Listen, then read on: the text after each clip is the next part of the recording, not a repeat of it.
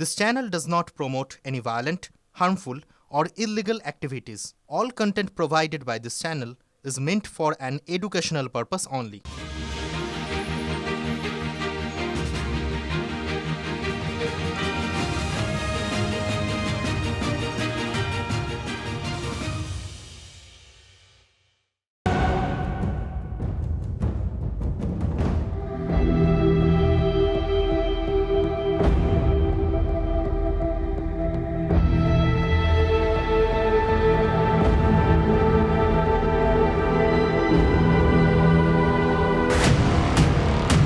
আজকে যেখানে যেরকম উন্নয়ন হয়ে গেছে, যাতায়াত হয়ে গেছে, পাবলিক যেরকম একটা ফ্রিলি ঘুরতে পারছে, সব কিছু করতে পারছে, কম্পেয়ার করাই উচিত না।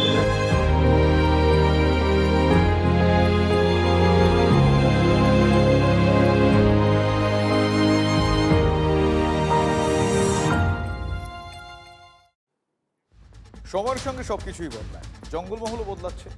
আগের জঙ্গলমহলের সঙ্গে এখনকার কোনো তুলনায় চলে না। শহীদ স্মরণে শিলদায় গিয়ে এই বদলে যাওয়া জঙ্গলমহলের কথাই আজ বললেন আইপিএস পীযূষ পাণ্ডে, পশ্চিমবঙ্গ পুলিশের যিনি ভারপ্রাপ্ত ডিজিপি। এখান থেকে যে অবস্থা আমরা দেখলাম, আজকে যেখানে যেরকম উন্নয়ন হয়ে গেছে, যাতায়াত হয়ে গেছে, পাবলিক যেরকম একটা ফ্রিলি ঘুরতে পারছে, সব কিছু করতে পারছে, কম্পেয়ার করাই উচিত না। এই যে শিলদা ক্যাম্প জঙ্গলমহলের ইতিহাসে একটা অন্যতম রক্তক্ষয়ী অধ্যায়। ঠিক 16 বছর আগে মনে করুন আজকের দিনে, মানে 15ই ফেব্রুয়ারি বিকেলে অতর্কিতে হামলা চালিয়েছিল মাওবাদীরা। বাইক চেপে তারা এসেছিল, এলোপাতাড়ি গুলি, সঙ্গে বোমা। পরিস্থিতি মোকাবিলায় একেবারেই তৈরি ছিল না ইস্টার্ন ফ্রন্টিয়ার রাইফেলস।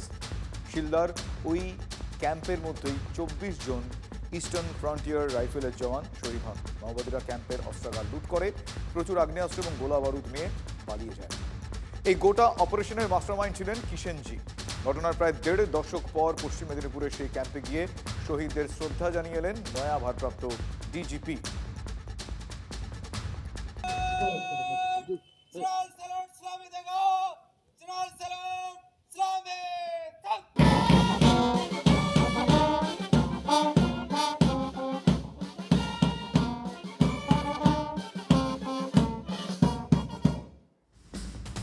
শিলদারি ক্যাম্পে মাওবাদী হামলায় ছিল একটা বড় টার্নিং পয়েন্ট। জঙ্গলমহলে মাওবাদী দমনে কৌশল বদলে ফেলে রাজ্য সরকার পরবর্তীতে। আজ যে ডিজিপিকে আপনারা দেখছেন পীযূষ পাণ্ডে, জঙ্গলমহলে বড় মাপের অপারেশনে পীযূষ পাণ্ডের মতো দক্ষ অফিসারদের এরপরে আনা হয়। 2009 থেকে 2011 উত্তাল সময় জঙ্গলমহলে বেশ কিছু বড় অভিযানের ব্লু প্রিন্ট ছকেছেন এই আইপিএস। জঙ্গলমহলে অপারেশন গ্রিন হান্টের নেতৃত্বে একাধিক সার্জিক্যাল অপারেশন, মাওবাদীদের গতিবিধি ট্র্যাক করে পরপর তারপর সফল অভিযান। পীযূষ পাণ্ডে অপারেশনাল কমান্ড সামলেছেন। গভীর জঙ্গলে সাপ্লাই চেন কেটে দেন তিনি। কিষেনজি বিরোধী অভিযানেও বড় ভূমিকা ছিল তাঁর। মাওবাদীদের স্থানীয় নেটওয়ার্ক তিনি ভেঙে দেন। নিজে নেতৃত্ব দিয়ে গুড়িয়ে দিয়েছেন মাওবাদীদের গোপন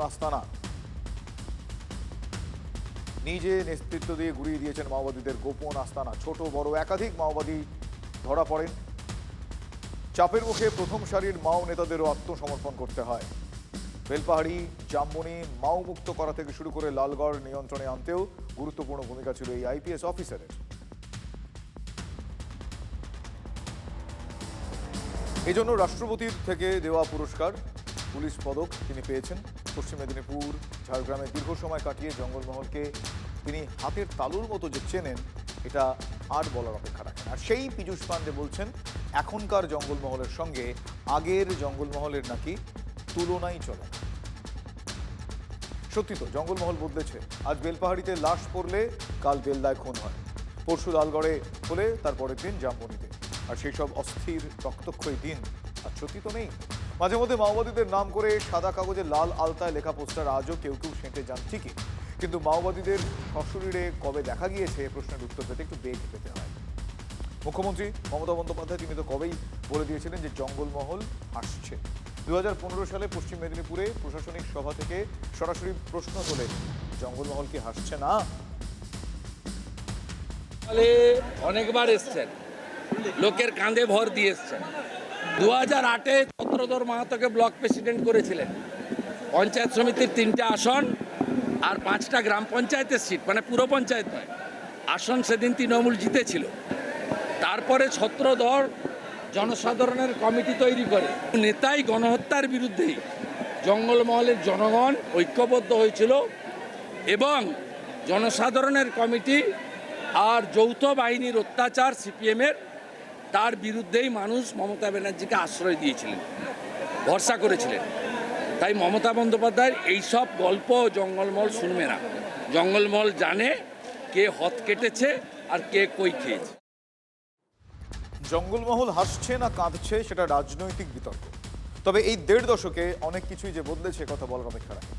ঝাড়গ্রাম একটা পূর্ণাঙ্গ জেলা হয়েছে, কয়েকশো মাওবাদী তারা মূল স্রোতে ফিরেছেন, যুবকরা সিভিক ভলান্টিয়ার এবং হোমগার্ডের চাকরি পাচ্ছেন বলা ভালো। একসময় অনাহারে মৃত্যুর অভিযোগ উঠত, জঙ্গলমহলের জন্য বিশেষ রেশন দিচ্ছেন মুখ্যমন্ত্রী। লালগড় ঝাড়গ্রামের দুর্গম এলাকায় পিচ রাস্তা হয়েছে, নদীর উপর বড় বড় সেতু হয়েছে। ঝাড়গ্রামে সাধু রামচাঁদ মুর্মু বিশ্ববিদ্যালয় গড়ে উঠেছে। জঙ্গলমহল ঘিরে পর্যটন শিল্পের বিকাশ ঘটেছে, সাধারণ মানুষের আয়ের পথ তৈরি হচ্ছে। দেখুন, এই পরিবর্তনগুলো কিন্তু হয়েছে, এটা অস্বীকার করার সত্যি কোনো উপায় নেই। রাজনৈতিক সমীকরণও ঘন ঘন বদলেও যাচ্ছে। 2011-র পর জঙ্গলমহলে তৃণমূলের একটা শক্ত ঘাঁটি সেখানে কিন্তু ছিল। 2019-এর লোকসভা নির্বাচনে বিজেপি একটা চমকপ্রদ ফল সেখানে করে।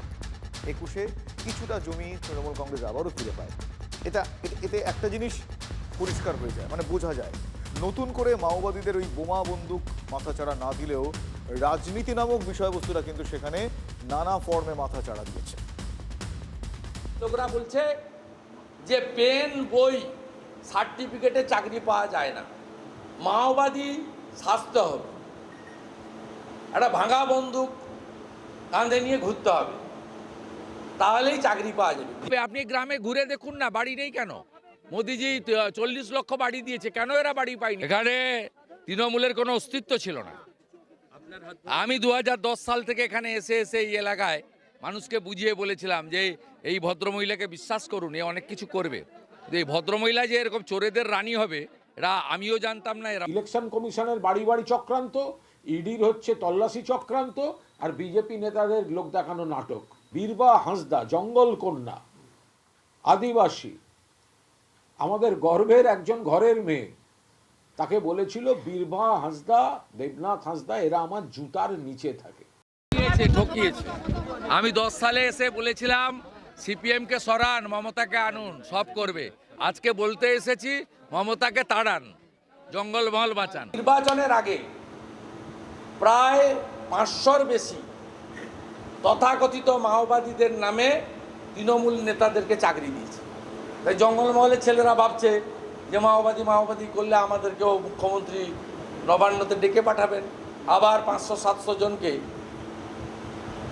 জুনিয়র কনস্টেবল হোক, হোমগার্ড হোক, সিভিক ভলেন্টিয়ার হোক, যার ভবিষ্যৎ নেই সেই চাকরি দেবে।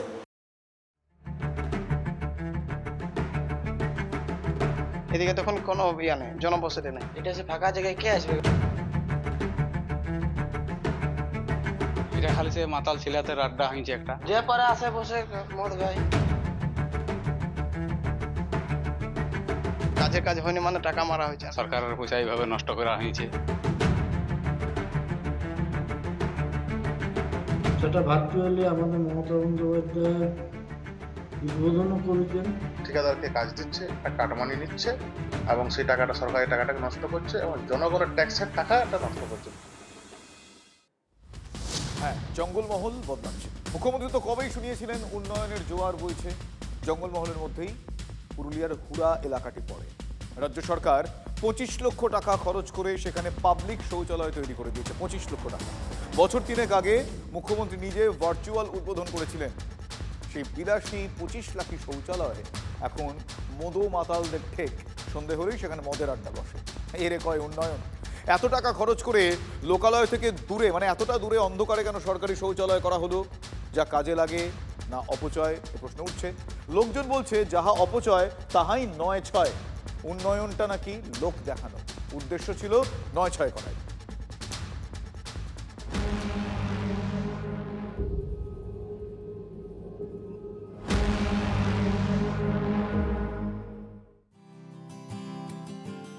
পুরুলিয়ার পাণ্ডববর্জিত এলাকা, চারপাশ জনমানবহীন, যেদিকে যান শুধুই শূন্যতা। 1 কিলোমিটারের মধ্যে কোনো লোকালয় নেই। হুড়া ব্লকের চিরকুন্দা সরকারি টাকায় শৌচালয় করতে এমন একটা নির্জন নিরিবিলি জায়গাকেই কেন বেছে নেওয়া হলো কেউ জানেন না। লোকজন দেখেন সেখানে মদের মৎসব চলে।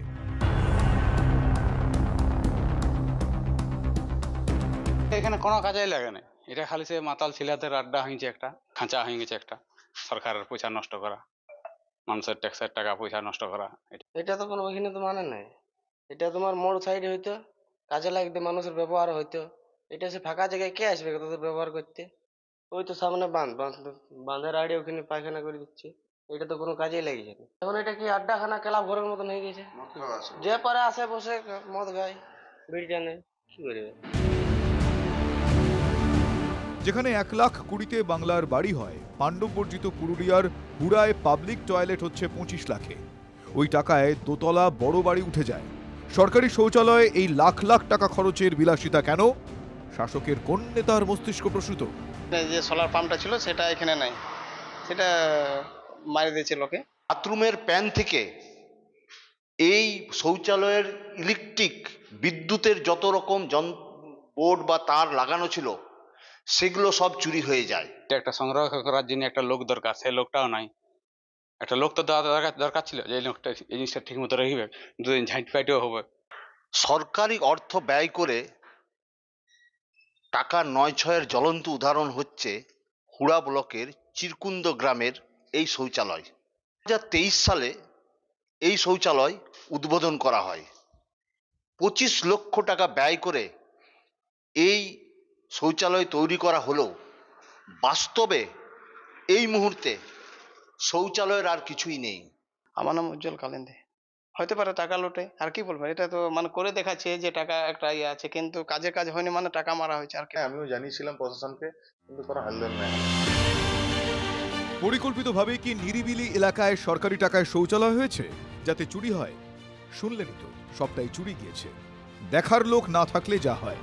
আজ মদের মৎসব হচ্ছে, কাল হয়তো এই অন্ধকারকে কাজে লাগিয়ে অন্য কিছু হবে। উন্নয়ন ধর্ষণ হলে দায় কে নেবে? সরকার কি তখনও উন্নয়নের পাঁচালি গাইবে?